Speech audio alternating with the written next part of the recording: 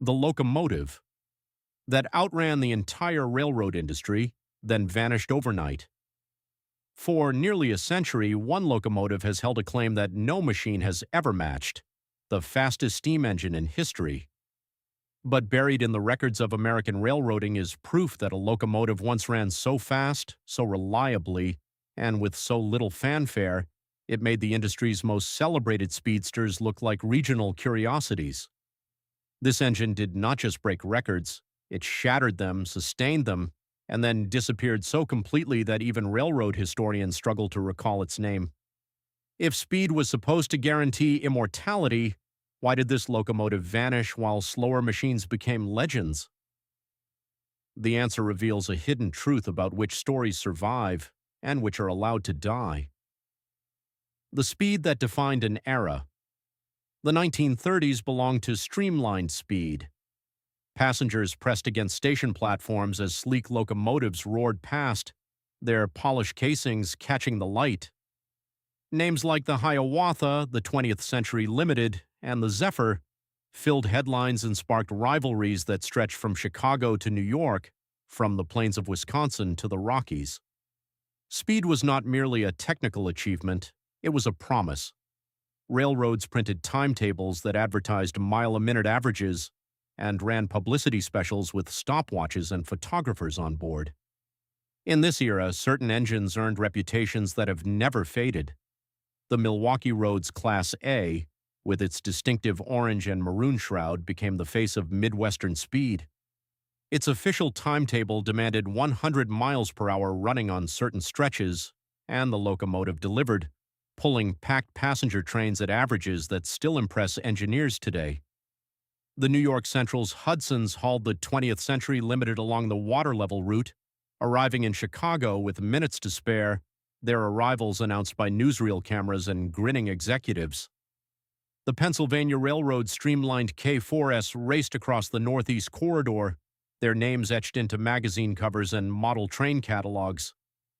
These machines became icons, museums fought for their preservation, railfan clubs formed around their memory, scale models sold by the millions, and even today, discussions of steam speed begin and end with these famous names. But there is a problem with this story. Hidden in the archives of a smaller, less glamorous railroad, test sheets and timetables document a locomotive that ran faster for longer and with more consistency than any of these celebrated machines. It did so not once, but routinely, on schedules that demanded not spectacle, but survival. And yet, almost no one remembers it. The problem: no other railroad faced the Chicago, Burlington, and Quincy Railroad, known simply as the Burlington, operated across a landscape that demanded speed for reasons far removed from prestige. The Great Plains stretched flat and endless, and distances between major cities were punishing. Omaha to Denver, Chicago to the Twin Cities, Lincoln to Kansas City. Every minute lost meant passengers choosing a competitor or choosing not to travel at all.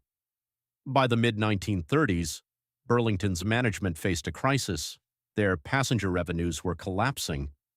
Automobiles and buses had begun to carve away the local traffic, while airlines picked off the long-distance business travelers.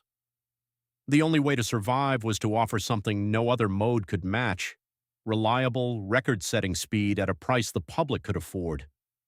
Burlington's engineering department, led by men who had spent decades maintaining conventional steam power, was skeptical of flashy experiments. They did not want a locomotive that would make headlines and then break down in the Nebraska sand. They wanted a machine that could sustain extreme speeds day after day through summer heat and winter blizzards without the luxury of backup power or a fleet of specialized mechanics. The solution they devised would become, for a brief window, the fastest regularly scheduled steam train in the world. It would also become the most thoroughly forgotten. The machine that had no right to exist. In 1936, the Baldwin Locomotive Works delivered 2 engines to Burlington's Omaha shops. They were classified as Class S4, built on a 4/6 wheel arrangement, the same Hudson-type layout used by the famous New York Central locomotives. But the similarities ended there. Baldwin's engineers, working from specifications that Burlington's mechanical department had obsessed over for months, created a locomotive designed for a single purpose: sustained high-speed running over flat terrain with minimal maintenance. The boiler operated at 300 pounds per square inch, among the highest pressures in regular American service. The driving wheels measured 78 inches in diameter, tall enough to cover ground quickly, but not so tall as to sacrifice low-speed pulling power.